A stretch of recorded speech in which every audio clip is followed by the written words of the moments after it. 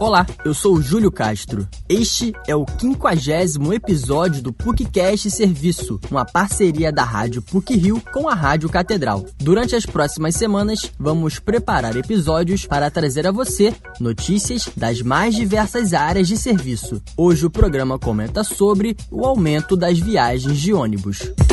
Fim de ano, momento de colocar na balança os erros e os acertos de mais um ano que está prestes a encerrar. É o período de repensar as atitudes ao longo de 12 meses. Nessa equação, pode-se somar ainda as festas e as celebrações em que reencontramos os familiares e dividimos os presentes como uma forma de apaziguar as mágoas pelo tempo em que um carinho e um abraço apertado foram substituídos por acenos em razão da pandemia. No entanto, se o transporte aéreo é a maneira mais cômoda para rever os parentes, os brasileiros optaram por trocar o conforto pela possibilidade de economizar na passagem. A alta na tarifa das companhias aéreas e a retomada da economia com o avanço da vacinação tem impulsionado a procura pelas viagens de ônibus. A expectativa do setor é que até o fim de dezembro sejam vendidos 3,1 milhões de bilhetes rodoviários. A diretora e conselheira da Associação Brasileira das Empresas de Transporte Terrestre de Passageiros, Letícia Pinesi, explica que entre os fatores que justificam esse aumento, a demanda reprimida de quem não conseguia visitar familiares que moram em locais distantes ajuda a entender o aumento expressivo das viagens pela estrada. A gente tem um mix de fatores hoje, um conjunto de fatores que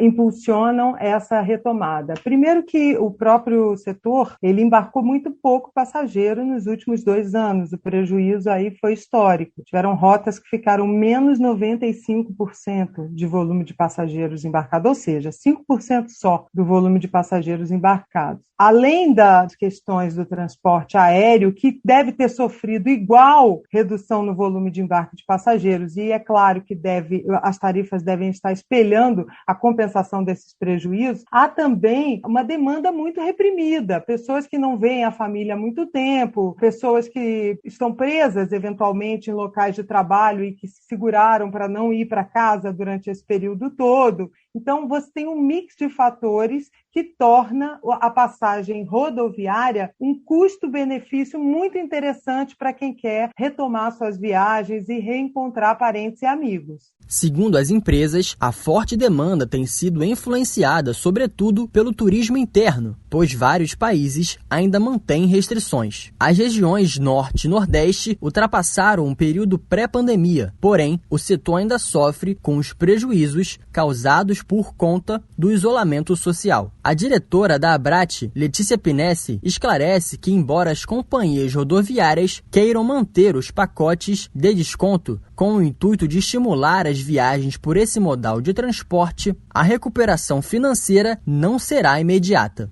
Os setores da economia, especialmente os envolvidos em transporte, vão levar aí cerca de 2 anos ou mais para recuperar as perdas financeiras, porque eu não posso aumentar a passagem de modo a compensar o período perdido, porque eu vou inviabilizar a locomoção do brasileiro se eu fizer isso. Então eu preciso adiar a recuperação da receita financeira, mantendo minimamente as passagens num patamar de preço que hoje a gente está aí praticando no mercado, com descontos de antecipação, com todos os pacotes de desconto, e aí eu estou falando muito do transporte interestadual, tá? As empresas não vão conseguir aumentar as suas passagens de modo a fazer essa recuperação financeira. E para que as viagens continuem sendo viáveis para os brasileiros e que a gente fidelize o passageiro eventualmente que veio de outros modais, avião, carro, seja lá o que for, o interesse das empresas é manter esses pacotes de desconto que hoje a gente pratica e a passagem minimamente, apesar dos custos dos insumos do transporte terem aumentado absurdamente. Aí só de óleo diesel tem 70% de aumento e outros mais, né? Mas a recuperação financeira, ela demora um pouco mais. No setor aéreo, o acréscimo nos valores das passagens supera 60%, segundo dados divulgados pelo Instituto Brasileiro de Geografia e Estatística. A gestora ambiental Carla Lubanco revela que o aumento exorbitante das tarifas aéreas motivou a troca pelo transporte de 4 rodas. Carla conta também que o valor economizado na passagem será remanejado para outras atividades durante a viagem. No final do ano eu vou viajar para Bahia e a alta do preço das passagens aéreas influenciou muito a minha decisão em viajar de ônibus até lá, pois apesar do cansaço que é uma viagem de ônibus daqui para Bahia, o valor que eu economizei foi muito grande. Enquanto a passagem de ida e volta para a Bahia de ônibus custou em torno de R$350, a viagem de avião estava com o valor de mais de R$2.000. Então foi uma economia muito grande que vai ser muito bem reaproveitada e esse valor vai ser realocado em outras atividades da viagem. A grande taxa de adesão à vacina contra a Covid-19 favorece a retomada da economia no Brasil, o que reflete uma maior segurança da população em realizar viagens interestaduais. Contudo, é importante manter os protocolos de contenção do vírus durante a realização dos deslocamentos. Estar com a caderneta de vacinação completa, utilizar máscara principalmente em ambientes fechados e usar álcool em gel. São hábitos básicos que asseguram uma viagem sem risco de contaminação pelo vírus da Covid. Esse episódio teve produção e edição sonora por Júlio Castro, com supervisão e edição de Célio Campos. Lembramos que a Rádio PUC faz parte do Comunicar, que é coordenado pela professora Lilian Sabac. Voltamos na próxima sexta-feira.